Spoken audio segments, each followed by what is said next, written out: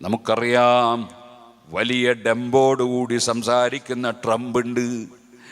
ആ ട്രംപ് അദ്ദേഹം അമേരിക്കയുടെ പ്രസിഡൻ്റായി വീണ്ടും വന്നപ്പോൾ എത്ര അഹങ്കാരത്തോടെയായിരുന്നു അദ്ദേഹം സംസാരിച്ചത്. എന്നാൽ അദ്ദേഹത്തിൻ്റെ ആ അമേരിക്ക എന്ന നാട്ടിൽ പെട്ടെന്നൊരു തീപിടുത്തമുണ്ടായപ്പോൾ മഹാനായ സുൽത്താനുൽ ഉലമ ഉസ്താദ് അവറുകൾ പറഞ്ഞു, ഓ ജനങ്ങളെ, നമ്മളാരും അതിൽ സന്തോഷിക്കരുത്, നമ്മളാരും അത് ആഘോഷിക്കുകയോ മറ്റോ ചെയ്യരുത്. അവിടെ ഭരിക്കുന്ന ഏതോ കക്ഷികൾ പാവപ്പെട്ട ഫലസ്തീനികളെയും മറ്റും എന്തും ചെയ്യാമെന്ന് ധരിക്കുന്നവരാണെന്ന് വെച്ച് അവിടെ തീപിടുത്തത്താൽ വിഷമിക്കുന്ന ജനങ്ങൾ അതിന് ഉത്തരവാദിയായിക്കൊള്ളണം എന്നില്ല. അതുപോലെ അവിടെ അതിൻ്റെ യാതനകൾ അനുഭവിക്കുന്നവർ നിരപരാധികളായിരിക്കുമല്ലോ. അതിനാൽ ഒരിക്കലും തന്നെ ഒരു നാട്ടിലും ഒരു പ്രദേശത്തും ഒരു സമുദായത്തിലും ഭവിഷ്യത്തുകളും യാതനകളും അതേ പ്രശ്നങ്ങളും വിപത്തുകളും സംഭവിക്കുമ്പോൾ അതിലാരും തന്നെ മുസ്ലിമീങ്ങൾ സന്തോഷിക്കുന്നവരല്ല, ആഹ്ലാദിക്കുന്നവരല്ല.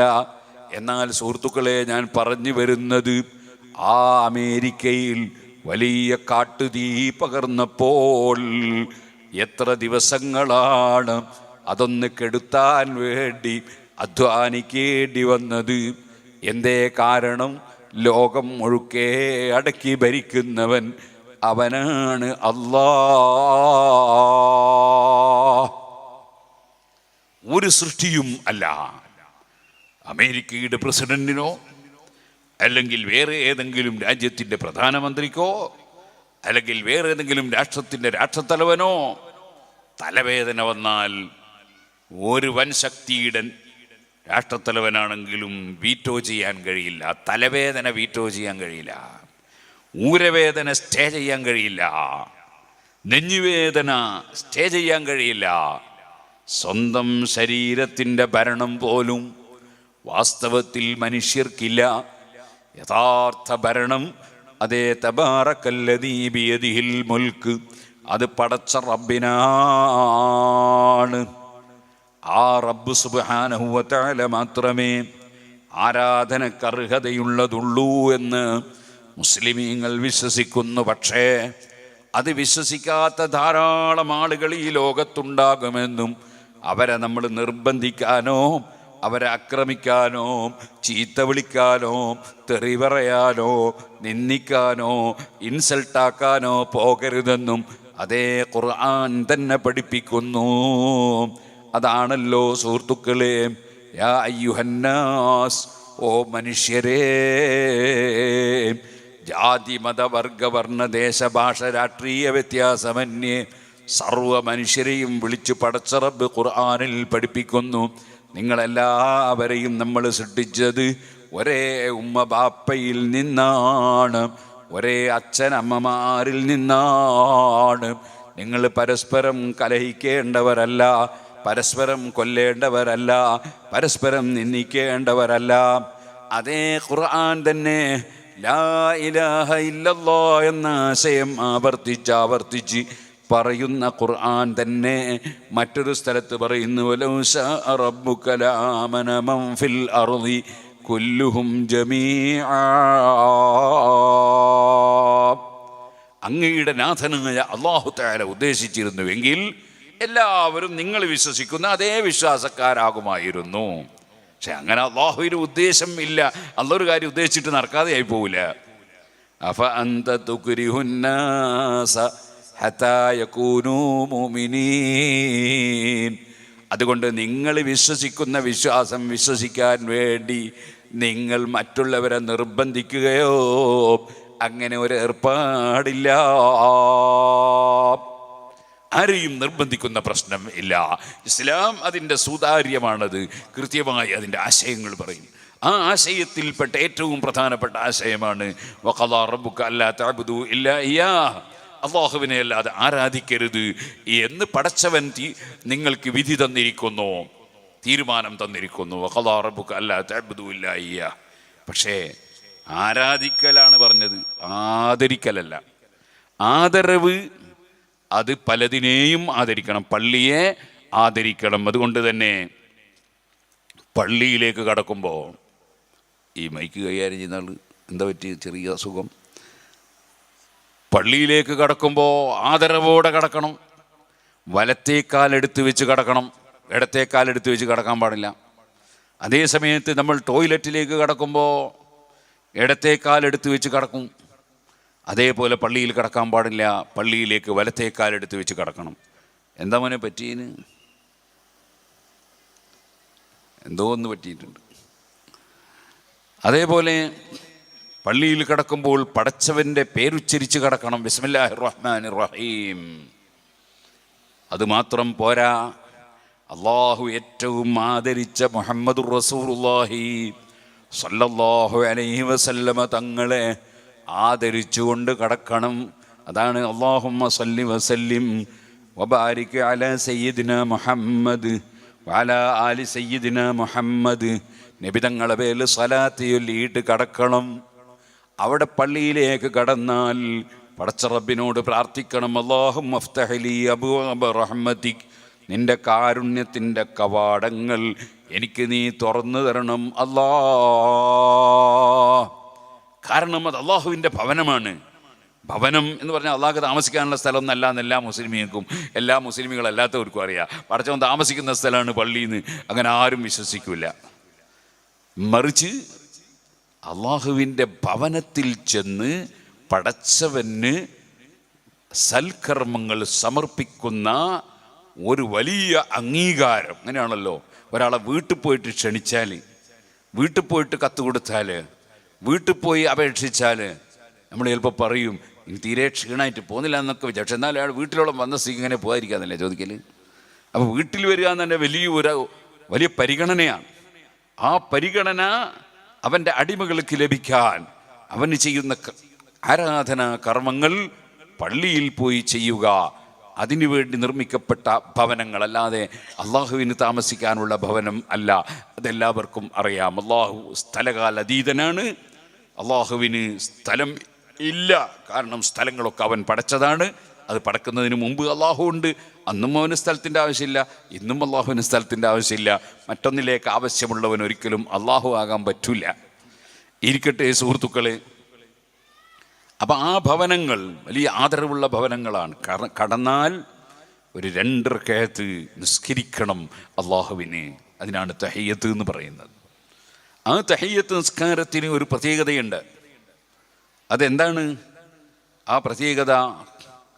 തഹിയ്യത്ത് നിസ്കാരം എന്ന് പറയുന്ന നിസ്കാരം മറ്റൊരു നിസ്കാരത്തിൻ്റെ കൂടെ ഒന്നിച്ച് നിസ്കരിക്കാൻ പറ്റുന്നൊരു നിസ്കാരമാണ്. എന്ന് പറഞ്ഞാൽ നമ്മൾ ളുഹ്ർ നിസ്കരിക്കാനാണ് പള്ളിയിൽ കയറിയത്. ഇപ്പോൾ നാളെ രാവിലെ സുബഹിക്ക് ഈ പള്ളിയിൽ എത്ര ആൾ നിസ്കരിച്ചു എന്ന് ഇൻഷാ അള്ളാഹ് ഇവിടുത്തെ ഉസ്താദിനെ വിളിച്ച് ചോദിക്കുമ്പോൾ നല്ല റിപ്പോർട്ട് കിട്ടുമെന്ന് ഞാൻ വിചാരിക്കുകയാണ്. അല്ലാണ്ട് വലിയ പള്ളി ഉണ്ടാക്കിയിട്ടുണ്ടെന്ന കാര്യം, 4 ലൈറ്റ് പിടിപ്പിച്ചിട്ടുണ്ടാ കാര്യം? ഇത് നിസ്കരിക്കാനുള്ളതല്ലേ. അപ്പോൾ നിസ്കാരത്തിന് പരിസരങ്ങളിലുള്ളവരൊക്കെ പള്ളിയിൽ വരാൻ ശ്രമിക്കണം. അങ്ങനെ പള്ളിയിൽ വന്ന് നിസ്കരിക്കുമ്പോൾ ആ നിസ്കാരത്തിന്, ഉദാഹരണത്തിന് സുബഹി നിസ്കാരത്തിന് മുമ്പ് പള്ളിയിലേക്ക് വരികയാണ് ഒരാൾ. അപ്പോൾ സുബഹിന് മുമ്പ് ഒരു 2 റക്അത്ത് സുന്നത്ത് നിസ്കാരമുണ്ട്. എന്നാൽ അദ്ദേഹം വുളു എടുത്തിങ്ങോട്ട് കയറിയതാണെങ്കിലോ, വുളു എടുത്ത ഉടനെ ശരീരത്തിൽ ആ വെള്ളം വറ്റിപ്പോകുന്നതിന് മുമ്പ്, ആറിപ്പോകുന്നതിന് മുമ്പ് വുളുവിൻ്റെ സുന്നത്ത് എന്ന് പറയുന്ന ഒരു സുന്നത്ത് നിസ്കാരമുണ്ട്. പള്ളിയിൽ കയറിയാൽ പള്ളിയിൽ കയറിയ വകയിൽ ഒരു സുന്നത്ത് നിസ്കാരമുണ്ട്. ഒക്കെ 2 റക്അത്താണ്.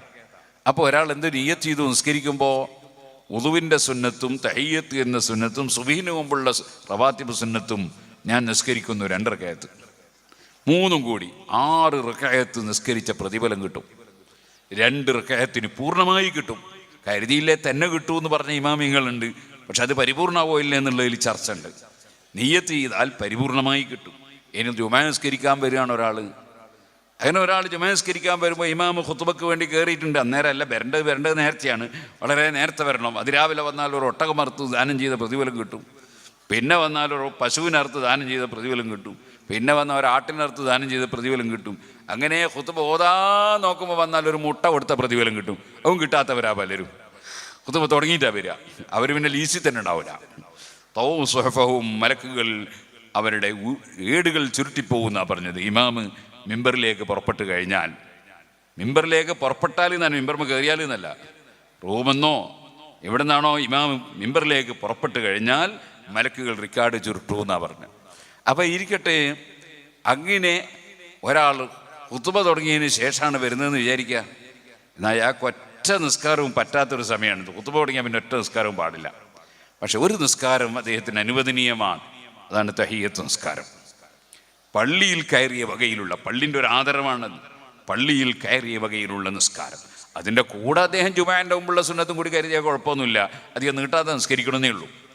അങ്ങനെ ആ തഹിയ്യത്ത് നിസ്കാരം നിർവഹിച്ചുകൊണ്ട് പള്ളിയോടുള്ള ആദരവ് പ്രകടിപ്പിക്കണം. ഇനി നിങ്ങൾ നോക്കൂ, ആ പള്ളിയിലെത്തിയാൽ ഇനി നമ്മൾ വേറെ അനാവശ്യ സംസാരമൊന്നും സംസാരിക്കാൻ പാടില്ല. നബി സല്ലല്ലാഹു അലൈഹി വസല്ലം പറഞ്ഞു, മൻ അൻസദ ളാല്ലത്തൻ ഫിൽ മസ്ജിദി, ഒരാൾ പള്ളിയിൽ കയറിയിട്ട് ചോദിക്കുകയാണ്, എൻ്റെ ബാച്ചാർക്കോ കിട്ടിയിട്ടുണ്ടോ, അല്ലെങ്കിൽ എൻ്റെ ടെലിഫോൺ, എൻ്റെ മൊബൈൽ ഫോൺ ആരെങ്കിലും കയ്യിലുണ്ടോ? ഇങ്ങനെ ചോദിച്ചാൽ നബി സല്ലല്ലാഹു അലൈഹി വസല്ലം പറഞ്ഞു, അങ്ങനെ ചോദിക്കാൻ പാടില്ല. ഇനി അഥവാ അങ്ങനെ അടുത്ത് ചോദിച്ചാൽ അവനോട് പറയണം, ലാ റദ്ദഹല്ലാഹു ലക്. അതിന് രണ്ടർത്ഥമുണ്ട്. ഒരർത്ഥം എന്താ അറിയോ? ലാ, ഇനി മേലിൽ ഇങ്ങനെ ചോദിക്കാൻ പാടില്ല. റദ്ദഹല്ലാഹു ലക്, അള്ളാഹു അത് തിരിച്ചു തരട്ടെ എന്നൊരർത്ഥം. വേറൊരർത്ഥം എങ്ങനെ അറിയോ? ലാ റദ്ദഹല്ലാഹു ലക്, അത് അള്ളാഹ് നിനക്ക് തിരിച്ച് തരാതിരിക്കട്ടെ. ഈ പള്ളി ഇതിൻ്റെ പരസ്യം ചെയ്യൽ, പള്ളി ഇങ്ങനെ അനൗൺസ് ചെയ്യാനുള്ളതാ എന്നാണ് അതിൻ്റെ വേറൊരു അർത്ഥം. അത്രയും പള്ളിയെ ബഹുമാനിക്കണം, പള്ളിയെ ആദരിക്കണം. പക്ഷെ പള്ളിയെ ആരും ആരാധിക്കൂല, ആദരിക്കും. കഅബയെ ആദരിക്കും, ഹജറുൽ അസ്വദിനെ ആദരിക്കും, അതുപോലെ ബാപ്പയെയും ഉമ്മയെയും ആദരിക്കും. അവർ കയറി വരുമ്പോൾ എഴുന്നേറ്റ് നിൽക്കണം. ഹാലിമീങ്ങളെ ആദരിക്കും, അതേപോലെ തന്നെ സയ്യിദന്മാരെ ആദരിക്കും, പ്രായമുള്ളവരെ ആദരിക്കും. അങ്ങനെ പലതിനെയും ആദരിക്കും. ആ ആദരവ് അതൊന്നും ആരാധനയല്ല. ആദരവ് ആരാധനയാണെന്ന് വിചാരിച്ചൊരു ടീമുണ്ട്. ആ ടീമാണ് സുബ്ഹാനല്ലാഹ് തങ്ങന്മാരെ കൈപിടിച്ച് ചുംബിച്ചാൽ ഇസ്ലാം എന്ന് പുറത്തു പോകുമെന്ന് ശബാബ് അരികെ എഴുതി വെച്ച മുജാഹിദ്. അവർ വിചാരിച്ച് ആദരവ് നടത്തിയാൽ ശിർക്കാവുന്നതാണ്. ഇതേപോലെ തന്നെ ആ കൈ ചുംബിക്കുകയല്ല, ഛേദിച്ചു കളയുകയാണ്. അത് കൈ തങ്ങന്മാരെ കൈ. അത് പ്രബോധനത്തിൽ ജമാഅത്ത് ഇസ്ലാമിക്കാർ എഴുതി വെച്ചതാ. അപ്പൊ അതൊക്കെ അറിവുകേടാണ്, വിവരമില്ലാത്തത് കൊണ്ടാണ്. ആദരിക്കേണ്ടവരൊക്കെ ആദരിക്കണം. ആരാധന അള്ളാഹുവിന് മാത്രം. ഇങ്ങനെയാണല്ലോ മുസ്ലിമീങ്ങളുടെ വിശ്വാസം. പള്ളിയിൽ നിന്ന് ഇറങ്ങുമ്പോൾ അദ്ദേഹം ഏത് കാല് എടുത്തു വെക്കണം? ഇടത്തെ കാല് എടുത്തു വെച്ച് അദ്ദേഹം ഇറങ്ങണം. വീട്ടിൽ നിന്ന് ഇറങ്ങുമ്പോഴും അങ്ങനെ തന്നെയാണ്. വീട്ടിൽ നിന്ന് ഇറങ്ങുന്നത് ഹജ്ജിന് പോകാൻ വേണ്ടിയാണെങ്കിലും വീട്ടിൽ നിന്ന് ഇറങ്ങുമ്പോൾ ഇടത്തെ കാല് തന്നെയാണ് എടുത്തു വെക്കേണ്ടത്. വീട്ടിൽ കയറുമ്പോൾ വലത്തെ കാലാണ് എടുത്തു വെക്കേണ്ടത്. ഏതായിരുന്നാലും ശരി സുഹൃത്തുക്കളെ, ഞാൻ പറഞ്ഞു വന്നത് പള്ളിക്ക് വലിയ ആദരവാണ്. അതുകൊണ്ടല്ലേ അഷ്റഫുൽ ഖൽഖ് സല്ലല്ലാഹു അലൈഹി വസല്ലം ഒരു ദിവസം പള്ളിയിൽ വന്നു. പള്ളിയുടെ ചുമര് എന്ന് പറഞ്ഞാൽ നമ്മളെ പള്ളിയുടെ ചുമര് പോലെ ടൈൽസ് പതിച്ചതല്ല, മാർബിളല്ല, അതേ ഗ്രാനൈറ്റ് അല്ല, പിന്നെയോ ഈത്തപ്പന മട്ടൽ കൊണ്ടുണ്ടാക്കിയ ചുമരാണ്. ആ ചുമരിൻ്റെ മേലെ ആരോ ഒരാൾ തുപ്പുന്ന സമയത്ത് അദ്ദേഹത്തിൻ്റെ തുപ്പുനീര് അല്ലെങ്കിൽ കഫം അതിൻ്റെ മേലെ പതിഞ്ഞത് നബി തങ്ങളുടെ കണ്ണിൽ പതിഞ്ഞു. അവിടുത്തെ മുഖമാകെ വിവരണമായി, ഇത് പള്ളിയുടെ ചുമരല്ലേ, ഇങ്ങനെ തുപ്പേണ്ട സ്ഥലമല്ലല്ലോ. അവിടുന്ന് ഉടനെ തന്നെ ഒരു ചരക്കല്ലെടുക്കുകയാണ്. ഒരു ശിഷ്യനെയും കാത്തിരുന്നിട്ടില്ല, ഒരു ഭൃത്യനെയും വിളിക്കുന്നില്ല. സ്വന്തം കൈകൊണ്ട് അതാ ആ ചരല് കൊണ്ട്, കല്ലിൻ്റെ കഷ്ണം കൊണ്ട് അത് ചുരണ്ടിക്കളയുകയാണ്. പള്ളിയുടെ ബഹുമാനം എങ്ങനെ പ്രകടിപ്പിക്കണമെന്ന് സമുദായത്തെ പഠിപ്പിക്കുകയാണ്. പള്ളിയിൽ പല്ലിക്കാട്ടം കണ്ടാൽ എടുത്തു മാറ്റാൻ വേണ്ടി മുക്രിക്കാനും കാത്തു നിൽക്കാൻ പറ്റൂല. അതേ വേറെ ആരെയും കാത്തു നിൽക്കാൻ പറ്റൂല. ഏത് കെങ്കേമനാണെങ്കിലും ഉടനെ എടുത്ത് പുറത്തിട്ടോളണം. അത് ഇസ്ലാമിൻ്റെ നിയമമാണ്. കാരണം പള്ളിക്ക് വലിയ ആദരവാണ്. പള്ളിയും പള്ളിയുടെ പരിസരങ്ങളും വൃത്തിയോടെ സൂക്ഷിക്കണം. ഞാനിവിടെ വന്നപ്പോൾ അൽഹംദുലില്ലാ വന്ന ഉടനെ തന്നെ ബാത്റൂമിൽ പോയി ഒളു എടുത്ത് നിസ്കരിച്ചു. അതേ വന്നപ്പോൾ എനിക്ക് വലിയ സന്തോഷം തോന്നി. നല്ല ബാത്റൂമുകൾ, അതിൽ ഞാൻ പ്രത്യേകം അഭിനന്ദനം പറയാണ് ഈ ബാത്റൂം ഉണ്ടാക്കിയവർക്ക്. കാരണം ഇവിടെയുള്ള ബാത്റൂമുകൾ നല്ല ഫുൾ ഡോറുള്ള ബാത്റൂമാണ്. പല സ്ഥലത്തും പള്ളിയോടനുബന്ധിച്ച് ഒരു അരച്ചുമരുള്ള അതേ മൂത്രമൊഴിക്കാൻ വേണ്ടി ഒരു യൂറിനലായിട്ട് ഉണ്ടാക്കുന്ന ചില സാധനങ്ങളുണ്ട്.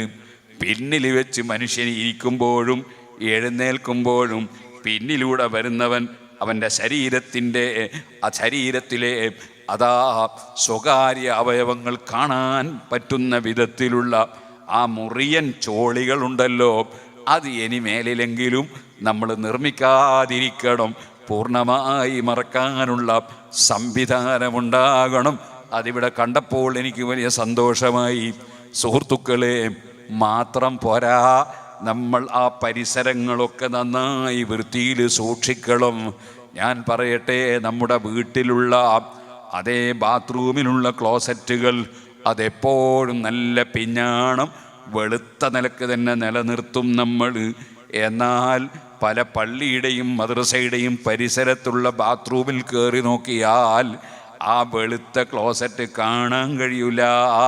മറിച്ച് അത് മഞ്ഞപ്പിത്തം പിടിച്ചിട്ടുണ്ടാകും. അതേ, അത് ചുവന്നിട്ടോ മഞ്ഞപ്പിത്തമോ അല്ലെങ്കിൽ കറുപ്പോ ആയി മാറിയിട്ടുണ്ടാകും. ഇതെന്തൊരു മടിയാണ്! അതൊന്ന് വൃത്തിയാക്കി കഴുകണ്ടയോ? നമ്മുടെ വീട്ടിനേക്കാൾ പടച്ചവൻ്റെ വീട്ടിന് ആദരവ് കൊടുക്കണ്ടയോ? അതിൻ്റെ പരിസരങ്ങളിൽ വരുന്ന ജനങ്ങൾ പടച്ചവൻ്റെ വീട്ടിൽ നിന്ന് ഹയ്യ അല സ്വലാ നിസ്കരിക്കാൻ വരൂ, ഹയ്യ അലൽ ഫലാഹ് വിജയത്തിലേക്ക് വരൂ എന്ന് വിളിച്ചിട്ട് പടച്ചവൻ്റെ വീട്ടിലേക്ക് വരുന്ന അതിഥികളല്ലേ നിസ്കരിക്കാൻ വരുന്നവർ. അവരുപയോഗിക്കേണ്ട ബാത്റൂമുകളും അവരുപയോഗിക്കേണ്ട ടോയ്ലറ്റുകളുമൊക്കെ നല്ല വൃത്തിയിൽ സൂക്ഷിച്ചിരിക്കണം. ഇതുപോലെ മുറ്റവും പരിസരവുമൊക്കെ നല്ല വൃത്തിയിൽ സൂക്ഷിച്ചിരിക്കണം. ഇവിടെ വന്നപ്പോൾ വലിയ സന്തോഷം തോന്നി. അല്ലാഹു തആല അത് നിലനിർത്തിക്കൊണ്ടുപോകാൻ നിങ്ങൾക്ക് തൗഫീഖ് നൽകട്ടെ.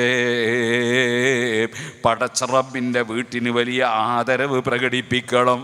നമ്മളെ പഴയ ആളുകളുണ്ടല്ലോ, അവർക്കൊക്കെ പള്ളിയോട് വലിയ ബഹുമാനമായിരുന്നു.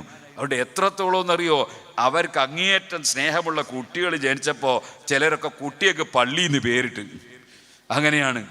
അങ്ങനെ പള്ളിക്കാക്ക, പള്ളി ആജി എന്നൊക്കെ പറഞ്ഞിട്ട് ഒരുപാട് ആളുകളുണ്ടായിരുന്നു എൻ്റെ ചെറുപ്പത്തിലൊക്കെ. ഇപ്പം അങ്ങനെ ആരെയും കാണാറില്ല. അല്ല, അതൊരു ആദരവിൻ്റെ ഭാഗമായി കൊടുത്തായിരിക്കും ഞാൻ മനസ്സിലാക്കുന്നത്. അപ്പോൾ പള്ളിക്ക് വലിയ ഒരു ബഹുമാനം നമ്മുടെ മനസ്സിലുണ്ടാകണം, അത് പ്രകടിപ്പിക്കണം. അതിൻ്റെ പുറമേ സലാത്തുൽ ജമാഅത്തി അഫ്ദലു മിൻ സലാത്തിൽ ഫദ്ദി ബി27 ദറജ. സുബ്ഹാനല്ലാഹ്. ഈ പാറപ്പുറം പരിസരങ്ങളിൽ ധാരാളം വിദേശത്ത് പോകുന്ന ആളുകളുണ്ട്. എനിക്ക് പരിചയമുള്ളവർ തന്നെ ഈ സദസ്സിൽ പലരുമുണ്ട്. പടച്ചവൻ ഇവിടെ നാട്ടിലുള്ളവർക്കും വിദേശത്തുള്ളവർക്കുമൊക്കെ എല്ലാ ഖൈറും ബർക്കത്തും ഏറ്റിക്കൊടുക്കട്ടെ. സുഹൃത്തുക്കളെ, എന്തിനാണ് ഈ വിദേശത്ത് പോകുന്നത്? അതിന് കാരണമുണ്ട്. എന്തേ? ഇവിടുത്തെ ഒരു ഉറുപ്പികയല്ല അവിടുത്തെ ഒരു ഉറുപ്പിക. അവിടുത്തെ ഒരു ഉറുപ്പികക്ക്, അവിടുത്തെ ഒരു ദിർഹമിന് 24-25 ഉറുപ്പിക. അതെങ്ങാനും ഒമാനിൽ അതാണെങ്കിലോ സുബ്ഹാനല്ലാഹ് 220-30. അപ്പോ ആളുകൾക്ക് കൂടുതൽ കിട്ടുന്നു എന്ന് കാണുമ്പോൾ എത്ര ദൂരെ പോകുന്നതിന് ഒരു മടിയില്ല. ബാപ്പനെയും ഉമ്മനെയും ഭാര്യനെയും മക്കളെയും ഒക്കെ വിട്ടു പോകും.